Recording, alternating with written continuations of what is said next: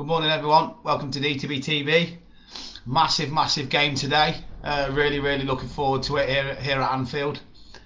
10,000 fans back, which is going to be absolutely incredible. So I'm just going to wait for you all to join, and then I'm going to do a little piece and that for the preview for today. There'll be a few videos today, so let's just wait for you all to join.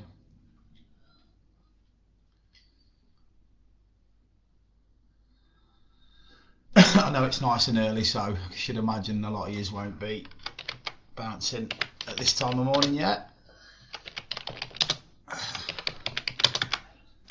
Just typing away. Let's just wait for you all.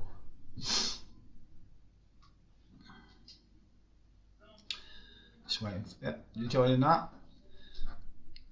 So basically, good morning. Anyway, let me just have some more coffee before I do my readout. Everyone playing today. The Premier League's going to be entertaining today with so much to play for in the top four in European places. You know, teams like Arsenal, Everton, and that can get into the Europa League or the Europa Conference. Champions League is going to go down to the wire. If Leicester draw, then we draw. We're in the top four, I think, and then obviously we just need to beat Palace really. But I'm a little bit nervous this morning. I think I may be nervous because I've got some bad memories from Crystal Palace at Anfield. I mean, I was at the game. We lost 2-1 when Benteke scored both. And Coutinho scored a free kick that day. It was an absolute worldie. But I was there when Benteke scored both. And so we lost that game. I was also there when Scott Dan scored a header in the last minute. And we lost that game 2-1 at Anfield.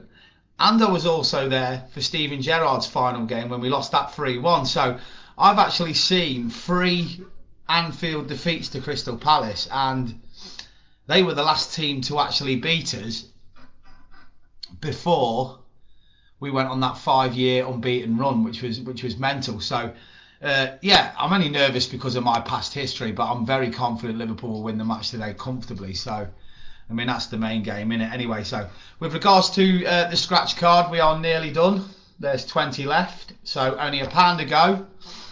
We've reduced it just for the final game of the season. It will be back to £2 to go, free for a £5 come pre-season. So, yeah, so basically 20 teams left, which include Ayr United, Birmingham, Bournemouth, Rotherham, Preston, Airdrie, Torquay, Swansea, Cardiff, Nottingham Forest, Manchester United, Rochdale, Partick, Barnsley, Bradford, Shrewsbury, Southend, Charlton and Bristol Rovers. So they're the 20 teams that are left on the scratch card. Good morning, Murphin. So yeah, so like I say, it's going to be a huge day today, not just for Liverpool Football Club, but also for this channel as well, with it being 10,000 fans in the area today. So I'm hoping to stop a few fans outside the ground, possibly, and do our first sort of interviews today, like a pre-match interviews, see what the fans are thinking. We're also going to do the coach welcome live, which I should imagine will be quite busy today, especially with 10,000 supporters being in the area. And we're just going to bring you the best footage we can from the day. We're also going to be in the Sandon,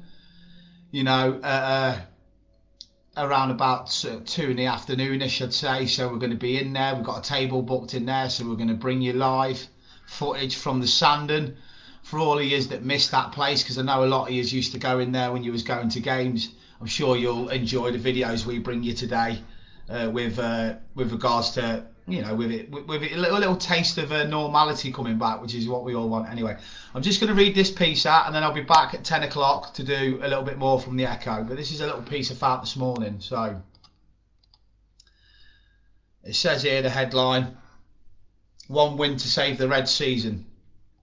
So after 37 matches, endless injuries, and a season we won't remember in a hurry, it all comes down to this for Liverpool. Liverpool v Crystal Palace, Sunday, May the 23rd, 2021, 4 p.m, Anfield. The referee is Andre Mariner.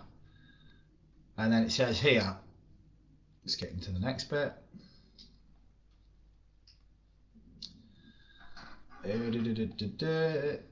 Finishing fourth isn't something we dreamed about back in September, but the many obstacles the Reds have had to hurdle would now make it a fantastic achievement. Jurgen Klopp's men were dead and buried not too long ago, but are on an unlikely run of 6 wins and 2 draws from 8 games and have put destiny in their own hands. As 10,000 fans look forward to cheering Liverpool on this weekend, the Reds know that a win will be all but certainly seal Champions League football next season. Granted, Crystal Palace are a bogey team, and Roy Hodgson, I just said that at the start of my video, that I've seen three games at Anfield where we've lost to Palace. Granted, Crystal Palace are a bogey team and Roy Hodgson upsetting his old club would be a typical of this season, but everything points towards a home win. The manager and these players deserve a final day to remember, having had the agony of not celebrating the title in front of their supporters. If they can get the job done on Sunday, the post-match scenes threaten to be memorable as the adoring faithful laud 2 great feats in their own special way over the past 12 months. It promises to be emotional, it promises to be nerve-wracking, and if this season has taught us anything, it's that drama of some kind is around the corner. Failing to finish in the top 4 doesn't bear thinking about. Don't even think about it, Liverpool. And then it says here, Klopp has no new injury concerns after the win over Burnley on Wednesday, which has come as a relief. That means there is every chance the Liverpool manager goes with exactly the same starting lineup that won at Turf Moor. Alisson has been in strong form recently and certainly to play. Nat Phillips and Reece Williams needing one more big performance at the heart of the defence. If they can ensure Liverpool win, they have played a major role in the most likely of top 4 finishes, Phillips in particular. Can I just say something as well? I just think that some of the abuse that Reece Williams is getting by supposed Liverpool fans is an absolute disgrace. You know, the lad's just turned 20 years old, was playing for Kidderminster Harriers last season, and he's been thrown in at the deep end. And the fact that some of the supporters are not even waiting until the game's finished to call him shit and not good enough. Let's get something straight here. He was probably 7th choice centre-back at the start of the season, and he was at Kidderminster for a reason. To come in, and let's not forget the performances against Tottenham when we beat them at Anfield, and the fact that we got a clean sheet against Burnley, which is one of the toughest, Chris Wood and that up front, and Ashley Barnes. You know what I mean? This lad will gain a lot from this season, and I tell you something now, rather than going to the Vanarama South next season where he was with Kidderminster, he'll probably go to the Championship next year and become a good centre-half. Centre-halves are not brilliant at 20 years old. Even Kabach is brilliant.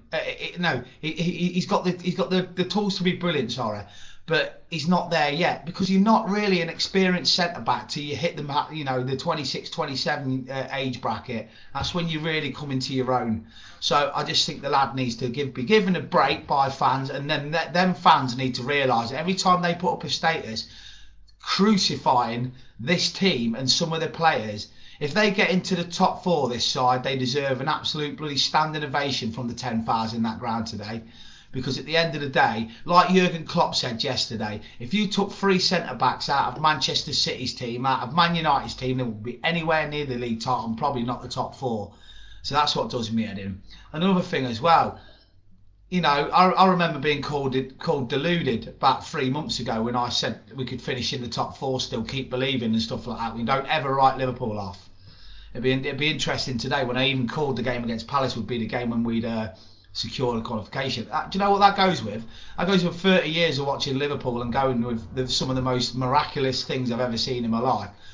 And this team is well capable, i.e. Barcelona 4-0, of pulling off miracles. And I'll tell you now, it's a miracle really if we go in today that we've got in the top 4, because 6-7 weeks ago we were 10-11 points behind and we didn't look like we had any chance.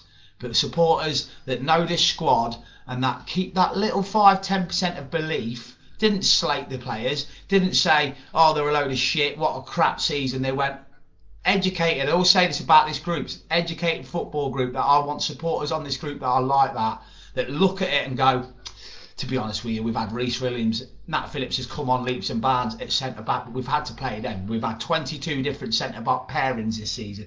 We've had to play central midfielders in centre defence for the season. To get top 4 with Chelsea spending $250 million in the summer, with Manchester United always spending tons of money, we're flipping and having no injuries apart from the last 2 weeks, and look how well that's coped with them. They haven't won a game since they've got Maguire injured, and Man City doing their usual, just buying the title every season. To get 4th is absolutely miraculous. So I'm with Klopp and the players 100%, and I'll just look at it like this: dust ourselves down in pre-season, have a northwest or you know, as far as Leeds or Manchester pre-season. Don't fucking travel abroad. Don't piss off to America for marketing reasons. Stay here. Get used to the weather. Get used to, you know, just stay here. Knuckle down. Get Rangers here in pre-season or something like that. I'm sure Stevie would come down. I've heard he's going to Tranmere on the 20th. Get Gerrard's Rangers down here for a belter of a friendly. That'll be a cracker.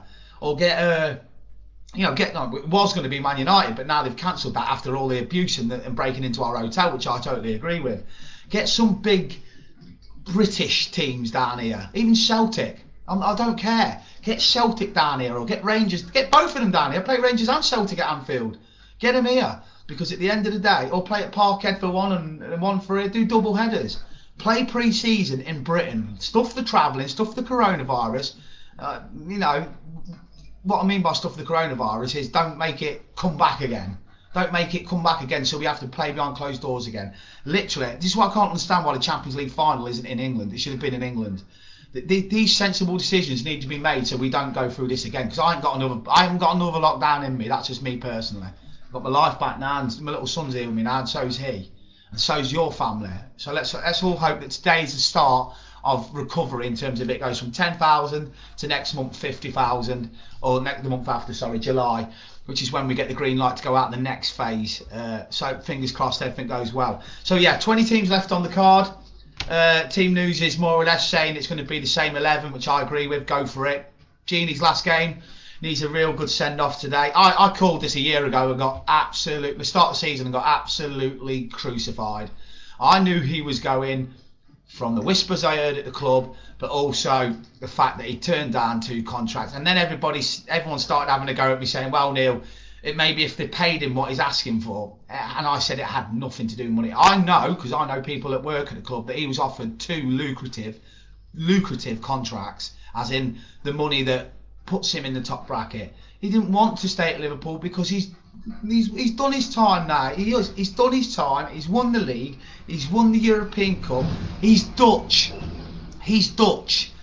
Mark Overmars, Edgar Davids, Patrick Kluivert, Johan Cruyff, you know, De Jong. The list goes on. Dutch players love playing for Barcelona, and that's just the way it is. So, in my opinion, he will go to Barcelona. I know Inter Milan apparently rumoured, but he will go to Barcelona. So I just think he just wants to think to, and why not? He's deserved it and he's earned it. So today, Gina deserves a big send-off, massive day, 10,000 back at Anfield. We'll be doing a coach welcome out here, which will be bouncing. We'll be in the Sandon for the live match. Can't wait for today. Let's all get up and enjoy it. You'll never walk alone.